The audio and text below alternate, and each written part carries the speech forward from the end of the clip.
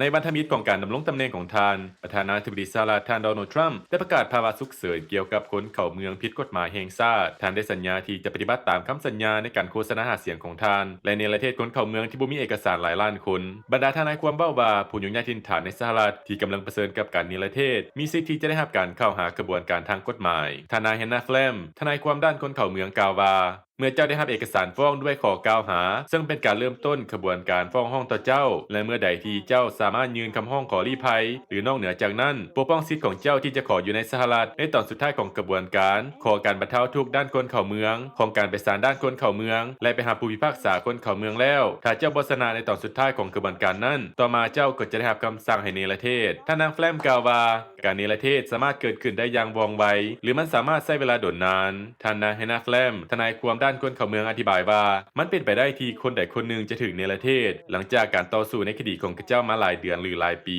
และมันก็ยังมีความเป็นไปได้ที่คนใดคนหนึ่งจะถึงเนรเทศหลังจากที่ได้ขอเข้ามาในสหรัฐมาหลายชั่วโมงหรือหลายวันหรือหลังจากที่ได้อาศัยอยู่ที่นี่หลายปีหรือโดยภายในบ่ทันได้ชั่วโมงหรือวันก็ถูกควบคุมตัวภายใต้นโยบายล่าสุดของท่านทรัมป์นับตั้งแต่วันที่21มังกรบรรดาเจ้าหน้าที่รัฐบาลกลางได้จับกลุ่มหลายกว่า 8,200 คนและได้ขอการช่วยเหลือจากองค์การบังคับใช้กฎหมายอื่นๆรัฐบาลยังได้ขยายการใช้การเนรเทศแบบเร่งด่วนซึ่งอนุญาตให้บรรดาเจ้าหน้าที่กวดค้นเข้าเมืองกำจัดผู้ยุ่งยากถิ่นฐานที่บ่มีเอกสารโดยปราศจากการให้การอยู่ในศาลท่านทอมโฮแมนเจ้าหน้าที่ควบคุมเขตชายแดนกล่าวว่าพวกเขาต้องเฮ็ดหลายขึ้นนั่นแม่นสิ่งที่เขากำลังพยายามเฮ็ดเดี๋ยวนี้พวกเขากำลังหาช่องทางเพื่อสร้างความมีประสิทธิภาพหลายกว่าเก่าเพื่อเฮ็ดหลายขึ้นรัฐบาลแม่นกำลังใช้ฐานทัพในอ่าวกวานตานาโมของประเทศคิวบาเพื่อกักขังผู้ยุ่งยากถิ่นฐานที่บ่มีเอกสารจำนวนหนึ่งท่านทอมโฮแมนกล่าวว่า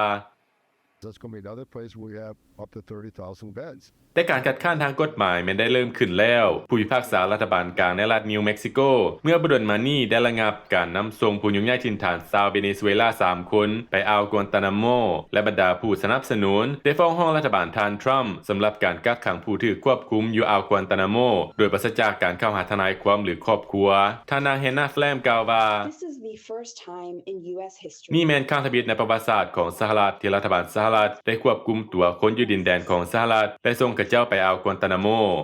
กระทรวงรักษาความปลอดภัยภายในได้กล่าวต่อ VOA ว่าอ่าวกวานตานาโมปัจจุบันนี้กักขังบุคคลที่มีคำสั่งให้เนรเทศครั้งสุดท้ายรวมทั้งพวกอาชญากรความมุนแหงในขณะที่การคัดค้านทางกฎหมายแม้นกำลังดำเนินอยู่รัฐบาลก็จะบังคับใช้มาตรการเนรเทศต่อไปพุทธสอน VOA